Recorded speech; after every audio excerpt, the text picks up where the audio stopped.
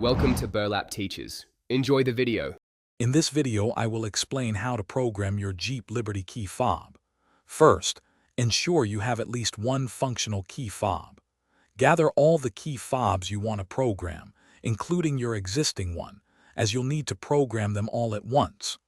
Also, make sure your vehicle's battery is in good condition to avoid interruptions during the process. This preparation ensures a smooth programming experience. To begin, insert your key into the ignition and turn it to the RUN position, which is just before cranking the engine. Wait for any ignition chimes to stop. Next, take your working key fob. Press and hold the unlock button on it for a duration of 4 to 10 seconds. This action initiates the programming sequence for your vehicle. While still holding the unlock button on your working fob, press the panic button for 1 second.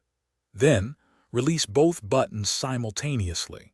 You should hear a chime within 3 seconds, indicating that your vehicle has entered programming mode.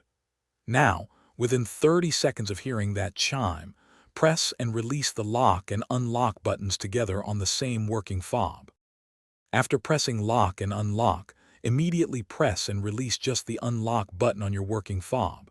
A chime will confirm it's programmed. For any additional new fobs within 30 seconds, press lock and unlock simultaneously, then release, and then press unlock. A chime will sound for each successful programming. Turn the ignition off and remove the key to exit programming.